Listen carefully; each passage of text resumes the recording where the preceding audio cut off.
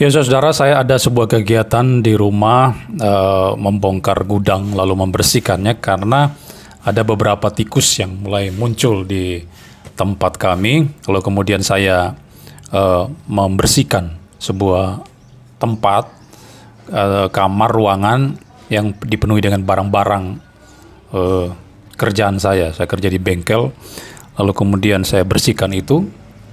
Dan tiba-tiba mata saya tertuju di sebuah koper. Dalam koper itu ada beberapa buku, juga tabloid, tulisan-tulisan rohani ya Kristen.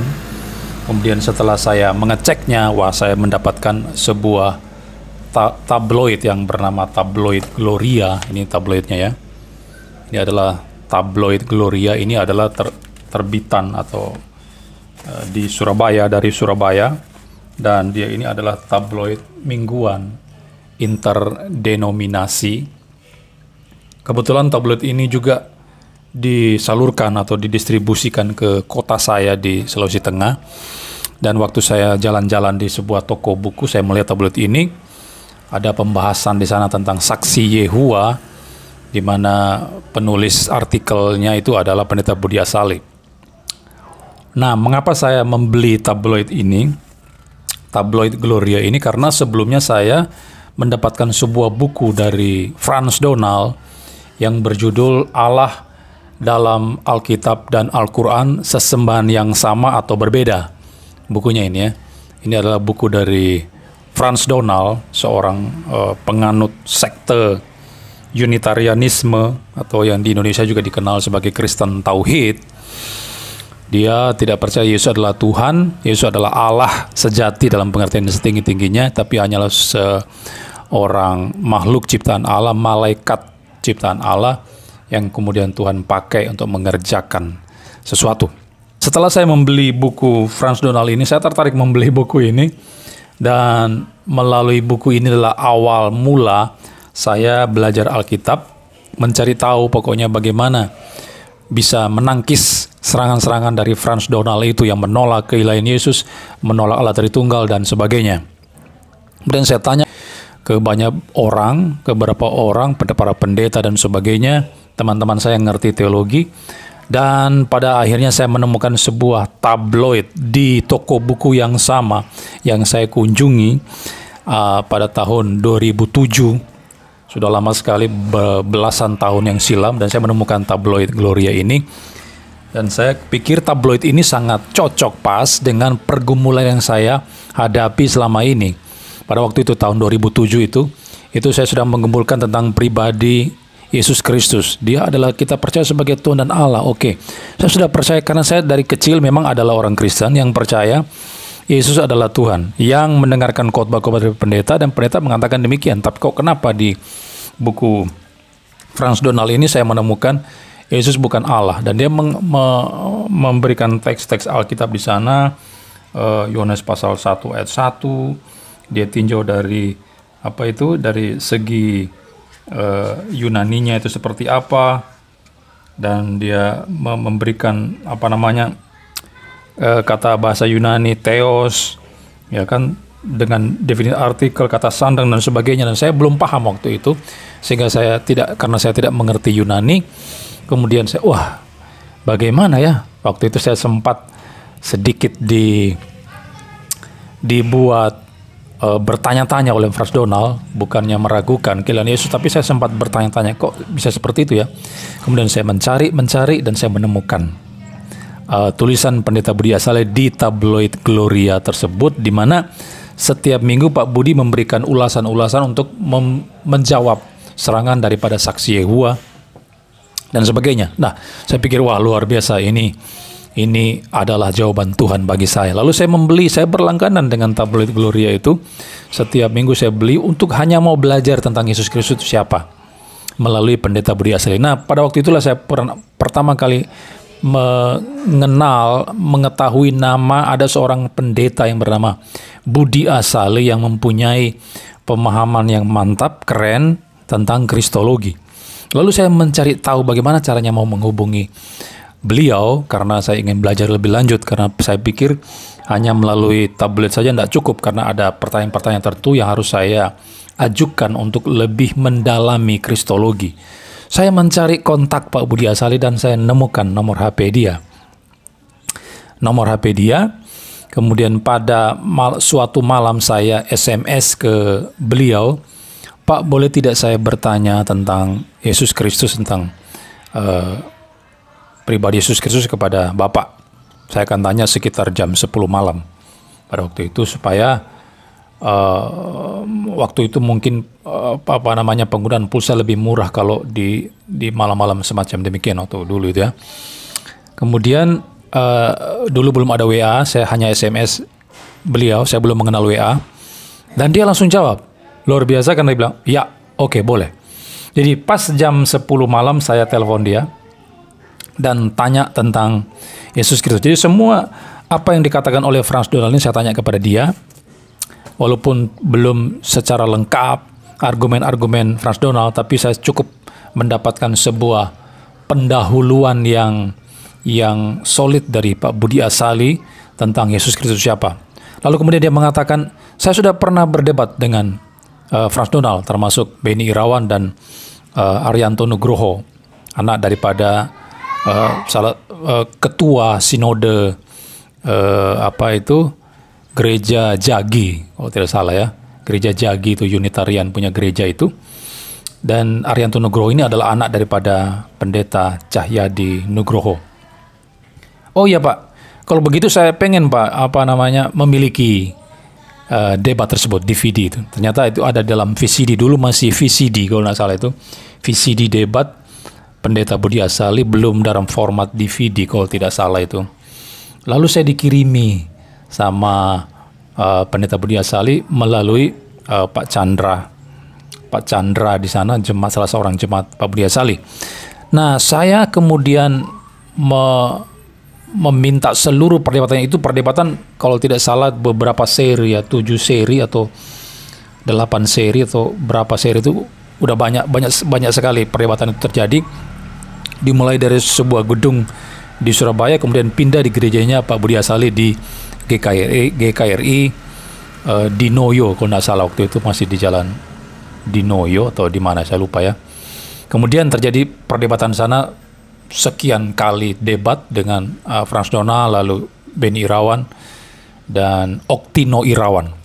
Nah, di situ kan dijelaskan mengenai Yesus Kristus siapa, bukti-bukti keilahiannya, Tritunggal seperti apa, bagaimana gramatika Yunani ketika ada teks-teks tertentu yang bicara tentang Yesus Kristus, misalnya Paulus menyatakan dalam Titus 2 ayat 13, lalu 2 Petrus 1 ayat 1. Di situ Pak Budi Asali menjelaskan keilahian Yesus dari aspek gramatika Yunani, bagaimana hukum struktur tata bahasa Yunani itu, sehingga dia menjelaskan dan membuktikan Yesus itu adalah ilahi, adalah Allah sejati 100% melalui tinjauan aspek gramatika.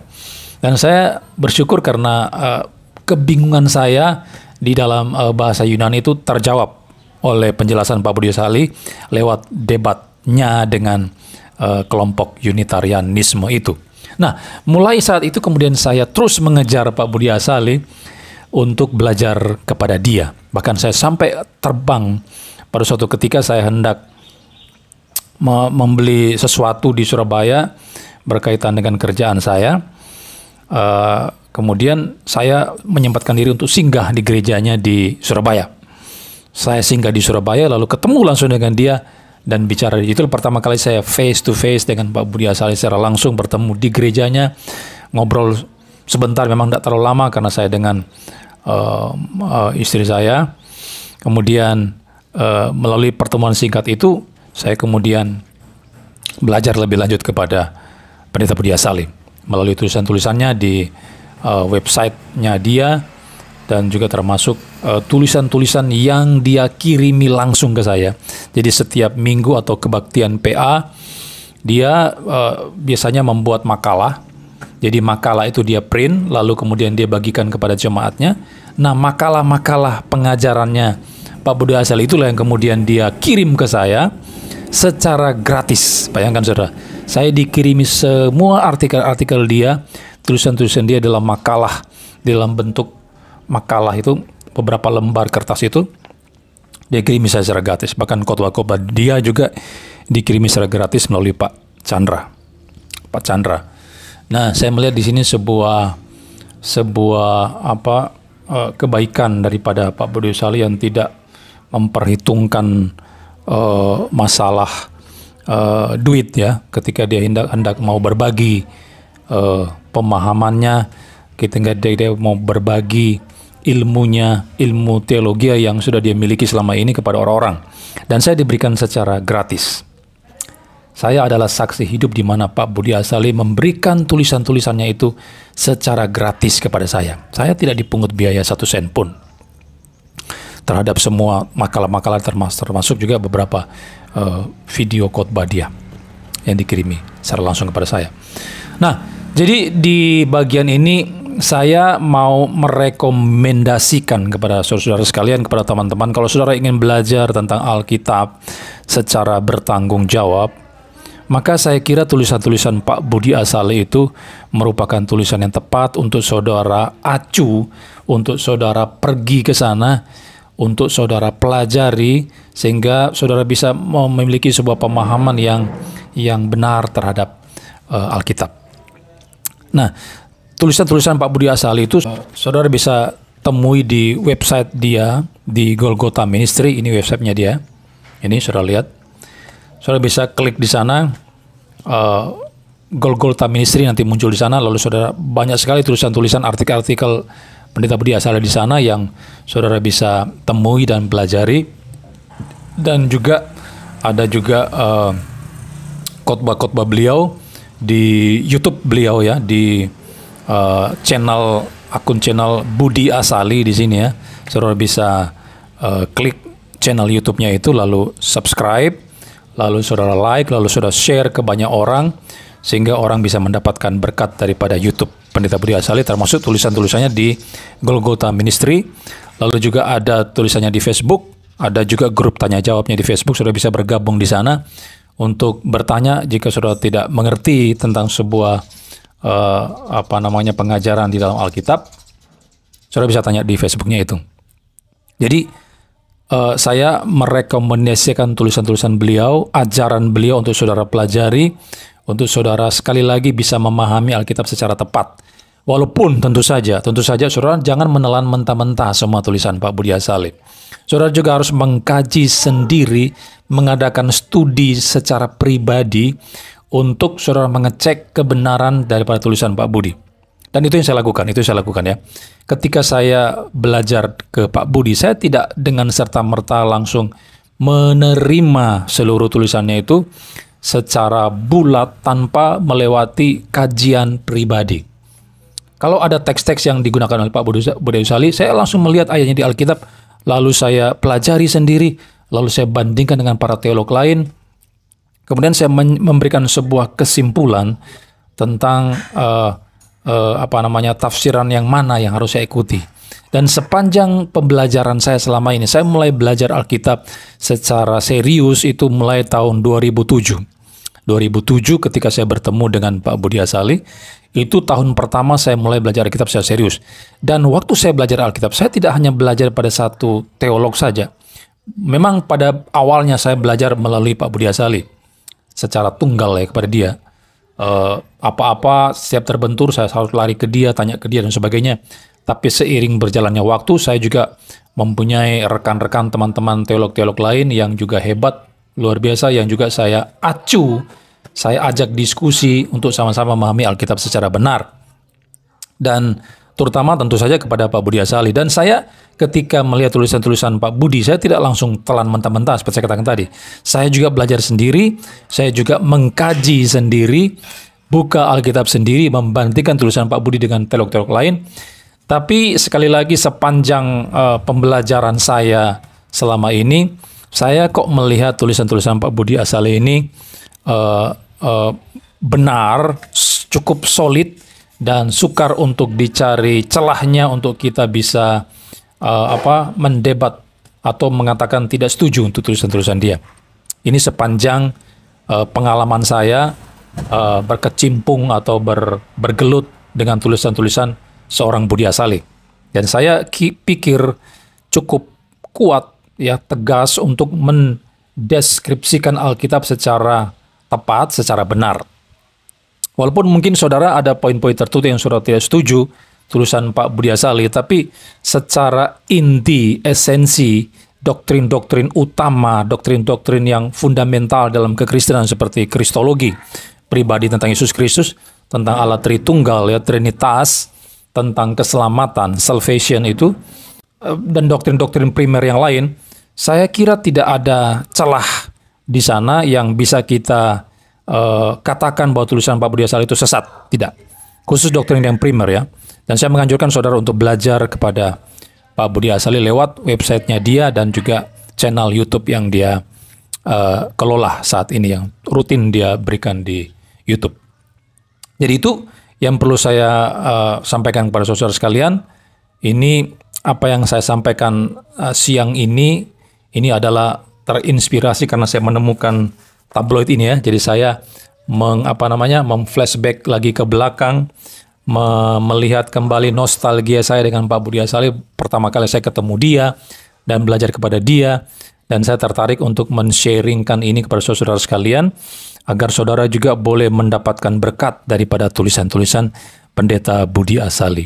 Jadi sekali lagi, kalau saudara ingin belajar Alkitab, mari datang ke website Golgotha Ministry, ada juga channel YouTube beliau, dan saya menganjurkan saudara untuk tidak hanya belajar dari Pak Budi Asali. Saudara bisa juga belajar kepada teolog-teolog lain yang mumpuni di bidang teologi. Ada teolog-teolog yang spesifik membahas tentang bahasa Yunani, aspek gramatika, bahasa asli Alkitab. Saudara bisa belajar kepada mereka. Dan juga teolog-teolog yang spesialis yang hebat di dalam sistematika teologi. Saudara juga bisa belajar daripada mereka. Dan tentu saja saudara bisa mendapatkan manfaat juga dari teolog-teolog lain. Oke, ini adalah saran saya kepada saudara-saudara sekalian. Kalau saudara ingin bertumbuh secara benar, ya minimal untuk doktrin-doktrin yang primer, yang fundamental, kristologi, Allah Tritunggal, keselamatan, doktrin Alkitab. Alkitab itu apa? Penulisnya siapa? Lalu mengapa Alkitab itu adalah firman Tuhan? Mengapa kita harus percaya kepada Alkitab? Lalu bagaimana serangan-serangan terhadap Alkitab? Nah, itu Pak Budi Asali itu jagonya. Kalau dia adalah seorang apologis, ya. Pak Budi Asali ini lulusan dari luar negeri, ya, Reform Theological Seminary di USA, Jackson, Mississippi, tahun 80-an kalau tidak salah itu. Jadi beliau bukan seorang pengajar yang abal-abal, dia lulusan RTS, ya, Reform Theological Seminary, dan kemudian sudah belajar Alkitab secara serius lebih daripada 30 tahun. Lebih 30 tahun, sudah mendekati 40-an tahun.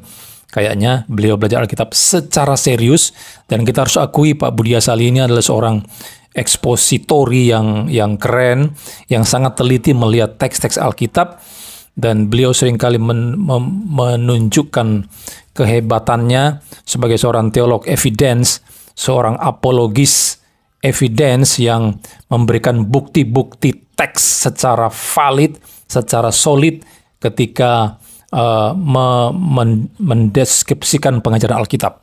Ya, jadi Pak Budi Asali bukan hanya seorang teolog yang hebat, pengajar di mimbar di gerejanya, tapi dia juga seorang apologis yang keren. Saudara bisa melihat bagaimana perdebatan dia dengan pihak Muslim, dengan Ustadz Mogo Ginta almarhum, lalu Ustadz Subandi Sukoco dan sebagainya, Ustadz Mas'ud, bahkan dia berani berdebat di masjid di Sidoarjo kalau nggak salah itu, atau di Malang itu, dengan Ustadz Mas'ud kalau tidak salah itu, dan dia melibas semua argumen para polemikus Muslim itu. Dia melibas. Saudara bisa menonton di channel Budi Asali di sana. Oke. Nah, ini yang bisa saya bagikan buat saudara pada siang ini. Semoga referensi atau rekomendasi yang saya berikan kepada saudara ini bisa bermanfaat bagi Anda, dan saya sendiri sudah menerima manfaat yang luar biasa dari setiap tulisan-tulisan Pak Budi Asali, ya. Semoga menjadi berkat buat saudara sekalian. Shalom. Lalu saya pikir pandangan dari mereka ini agak aneh, ya. Mereka mempertahankan Unitarian, kami Trinitarian. Jadi kami memang ada 3 pribadi Allah. Tapi pada waktu menyerang, mereka menyerang seakan-akan kami Unitarian. Kalau Yesus itu Allah, kenapa berkata Allahku, Allahku, mengapa kau meninggalkan aku? Bagi Unitarian memang, kalau Yesus Allah, sudah kehabisan Allah, nggak ada Allah lagi. Karena Uni. Tapi bagi kami Tritunggal, biarpun Yesus itu Allah, kami belum kehabisan Allah. Tapi ingat, kata-kata ini bukan dimaksudkan Allah Jalla. Pribadi ilahi itu ada lagi. Jadi dia mengatakan Allahku, dia pribadi Allah, berkata pada pribadi Allah. Tidak ada masalah. Kalau mereka kehabisan Allah, kami tidak.